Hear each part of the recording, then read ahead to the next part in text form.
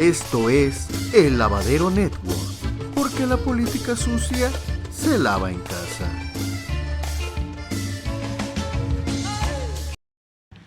Buenos días, señor presidente. Las redes sociales son en este momento el principal instrumento de comunicación pública en la mayor parte de las sociedades del mundo. Las redes sociales rompieron el esquema vertical de los medios tradicionales, en los que la minoría ligada a grupos o personas de poder político, económico o religioso podían construir una visión unilateral de la realidad, conveniencia de sus propios intereses y no había manera de interpelarlos. El surgimiento de Internet y de las redes sociales generó un modelo de comunicación horizontal que permitió que cualquier ciudadano pudiera convertirse en un comunicador y en un medio de comunicación capaz de dirigir su mensaje de manera directa a autoridades, instituciones, organizaciones y empresas. De esta manera se desbarató el monopolio de la verdad, se democratizó la comunicación y se cambiaron las relaciones entre gobernantes y gobernados, entre consumidores y productores, entre público y creadores.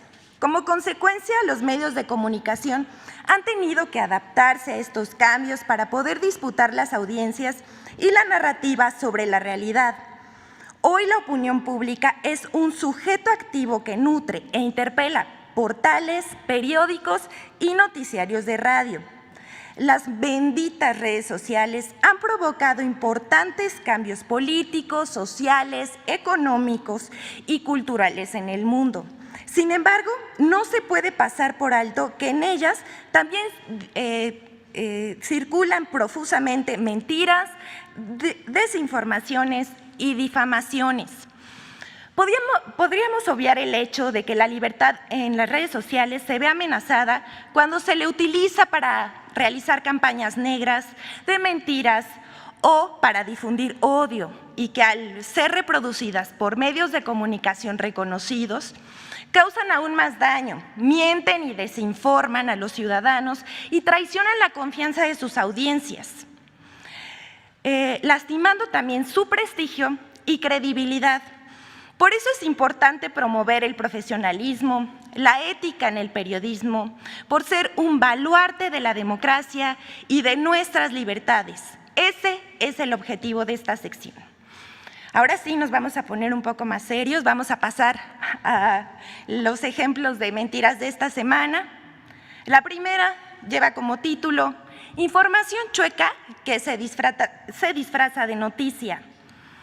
El 20 de septiembre pasado circuló en Internet y en redes sociales información falsa indicando que la torre de control del aeropuerto Felipe Ángeles está chueca, que está inclinada como la Torre de Pisa en Italia. Lo inaudito no son los tweets de un usuario que publica una foto y afirma que la torre está inclinada, sino que hay medios que toman como fuente las imágenes y lo publicado en las redes sin confirmar la información. Aquí en la foto vemos los tweets originales, medios como La Silla Rota, Político MX, 24 Horas, Publímetro, Grupo Fórmula, entre otros. México ya tiene su propia Torre de Pisa. La información acerca de la supuesta inclinación de la torre de control es falsa y carece de sustento técnico. Las fotos publicadas se hicieron desde un ángulo que produce ese efecto visual. El comandante del Aeropuerto Internacional Felipe Ángeles informó que las imágenes difundidas en las redes sociales y en medios están manipuladas para aparentar la inclinación. El oficial informa que la torre fue construida bajo altos estándares de calidad, sobre una superficie de 9.968 metros cuadrados. Tiene 88 metros de altura y está equipada con tecnología de vanguardia para agilizar el tráfico aéreo de manera segura. Asegura que la alineación vertical de la torre fue revisada mediante el escaneo de la misma con tecnología láser y seguimiento fotogramétrico mediante el empleo de drones, lo que permitió crear un mapa de puntos desde la cimentación hasta la parte superior. También se probó su verticalidad mediante otros procesos que descartaron cualquier inclinación. Incluso fueron practicados después del sismo del 7 de septiembre de 2021 para comprobar que la torre no sufrió ningún daño. Hasta aquí la información sobre la noticia chueca sobre una torre bien hecha, orgullo de ingenieros militares que la diseñaron y construyeron. La siguiente, por favor. Noticias donde el prejuicio prevalece sobre la información. En los últimos días han circulado profusamente notas sobre las consecuencias de la pandemia entre los jóvenes mexicanos. Llama la atención que todas ellas utilizan el mote de ninis para referirse a la juventud que no estudia ni trabaja.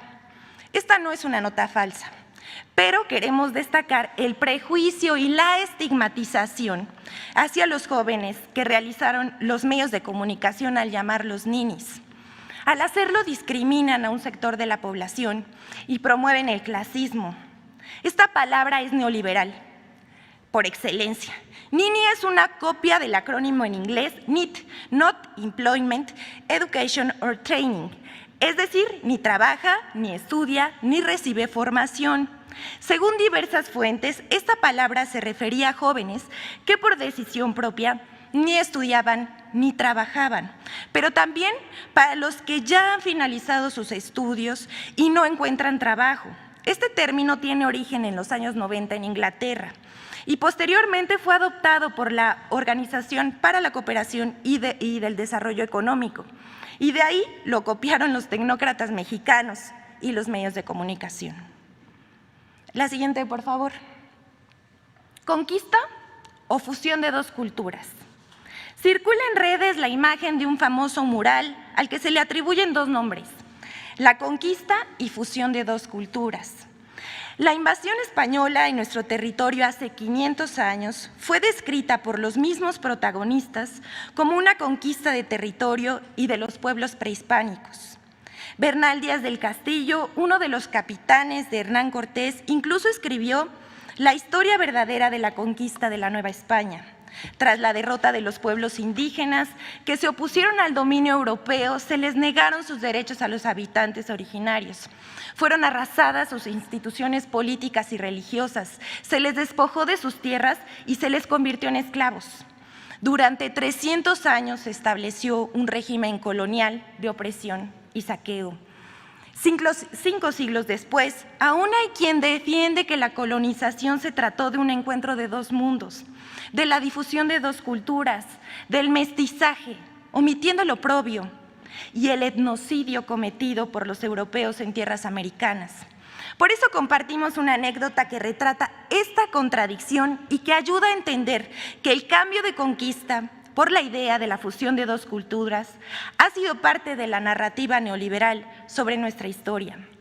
En 1960, el pintor y muralista mexicano Jorge González Camarena realizó una de sus obras más emblemáticas, La Conquista.